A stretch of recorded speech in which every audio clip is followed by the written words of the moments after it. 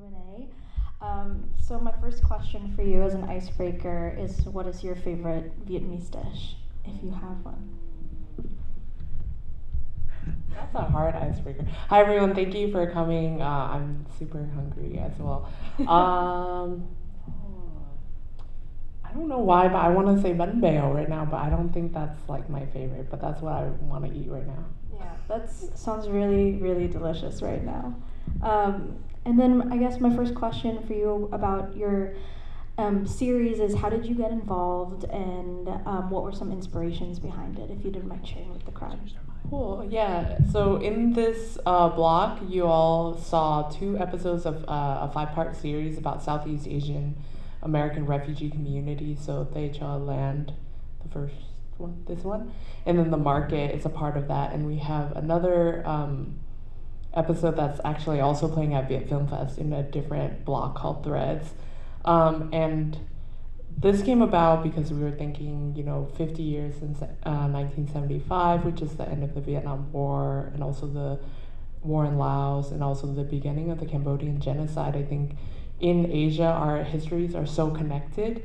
But then when we come to the US, I think our communities don't know a lot about each other, and we don't know a lot about our shared history. Or we kind of know, like, we're like, oh, it's like, that's why we're refugees. But just kind of like thinking through it, we wanted to make a series that honors the very individual stories, so different languages, different culture, different way, like geographic location in which we resettled, but also to kind of, in many ways, like thread these common experiences. And I just think that as Southeast Asians who came here as refugees, it serves us a lot to kind of know more about each other, and tell the story of us to each other. And that's why I think this series came about.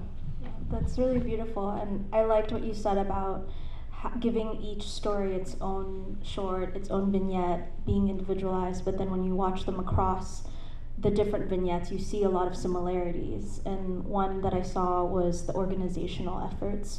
And the bravery it takes to create space after that kind of trauma. And I'm wondering, on your end as a producer, did you find that when you were pitching this idea and creating it, that there was an audience for that, a desire, or any type of hurdles in the same way that some of these communities experienced? Yeah, I think because of the anniversary, I think there's like weirdly this push, right, for like Vietnamese and Southeast Asian stories. So I actually worked with a nonprofit, CRAC. They're based both in Sacramento and in DC. They're the Southeast Asia Resource Action Center, and they do a lot of advocacy work, so stuff around like policy and data and kind of advocating on the kind of government end. And this was like a narrative piece, like they wanted to kind of bolster action with like this kind of more like feelings and understanding and kind of narrative aspect of like how we reflect. So in those partners, I found that there is excitement, and in many ways these episodes were formed by them and also their network of community organizations that wanted to kind of be like, these are the stories we want to highlight. And actually, this series was supposed to be on PBS, and PBS got defunded this year. Their budget rescinded by the federal government. So a lot of people think of PBS as like Sesame Street and like children's media, but the Corporation for Public Broadcasting is like one of the largest supporters of local, non-commercial documentaries in the whole United States. So this project was maybe like, unfortunately, one of the last things they funded. And so where it goes, I don't know who the audience is. I think it used to be for like a public American audience, and now it's sort of, we're sharing it in community groups.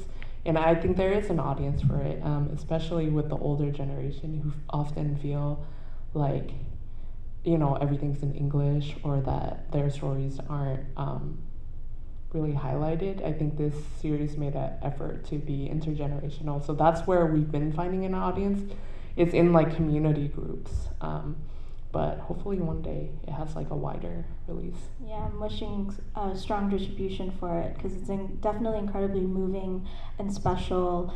And I was also wondering if you didn't mind sharing about the other two pieces that are not a part of VIF this year, just so we kind of can keep it on our radar.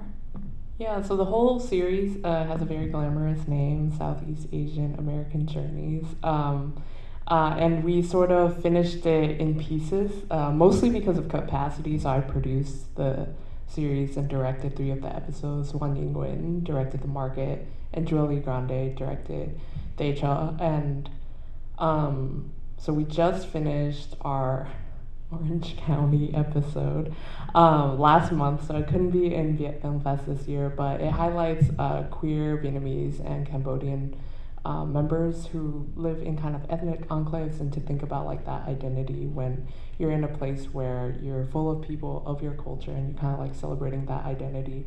What does it then also mean to navigate that space as being queer people? And then our other episode is based in Oregon, about the Nguyen community, who are also people who are spread across different countries. So they're in southern China, northern Vietnam, Laos, Thailand, and now in the United States. And there's a large diaspora in Northern California, Oregon, and Seattle. And so that is a short piece about how do you keep culture alive when there's not like a specific country that holds that culture officially.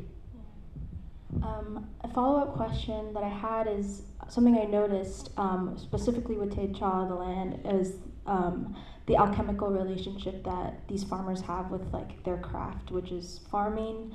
Do you kind of have that kind of relationship with producing, with your own craft and artistry? Is there sort of an intuition with things you kind of lean towards in making?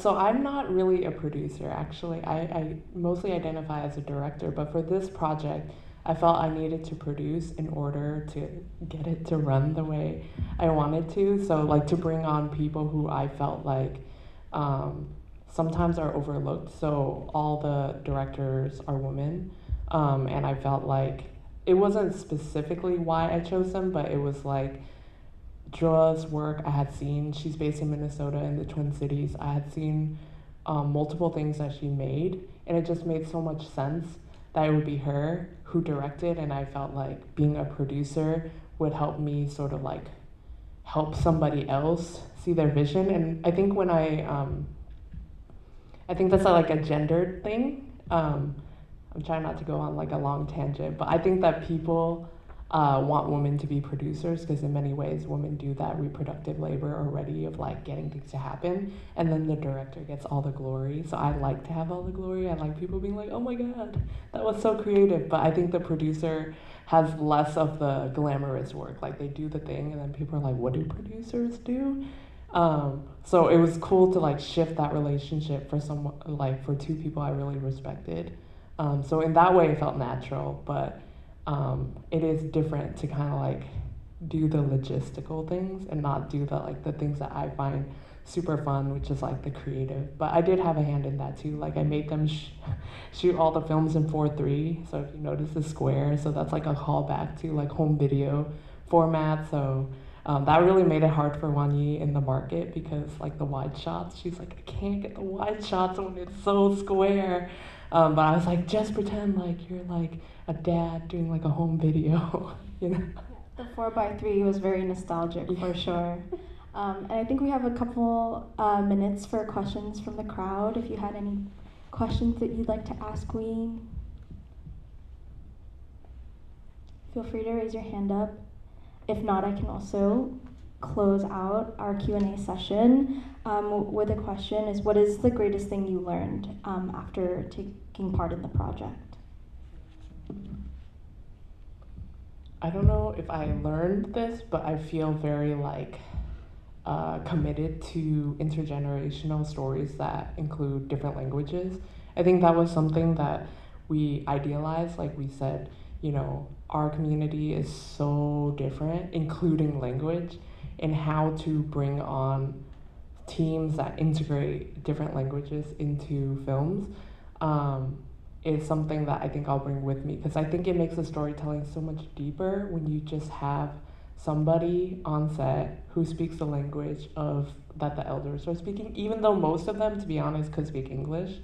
but it's just, it unlocks something different when you speak to someone in a way that probably in the US they haven't been able to like talk like that before. So I think that was something that I'm very committed to, and I learned that it's very hard, and especially when there's like multiple languages, like in the market, there's like two, well, there's three, yeah, there's Lao, Khmer, and English, and like we were like, oh, are we gonna do like double subtitles or and so just the technical things, but I think it really unlocks something really beautiful, to integrate different languages into films. Well, thank you so much, Nguyen. If you don't mind giving a round of applause for Nguyen and for yourselves for showing up this early morning, and I hope you all have an appetite to have some food after the set. Oh. One question. Are you going to submit the entire anthology of films as that feature for next year? Only if you want to. I would like to. Okay. Yay. All right, come next year. Eric said all 5 are going to play in one. Thank you, everyone. And just so you know, VIF in person continues throughout the weekend, and VIF virtual will be until the 19th. Thank you. Thank you.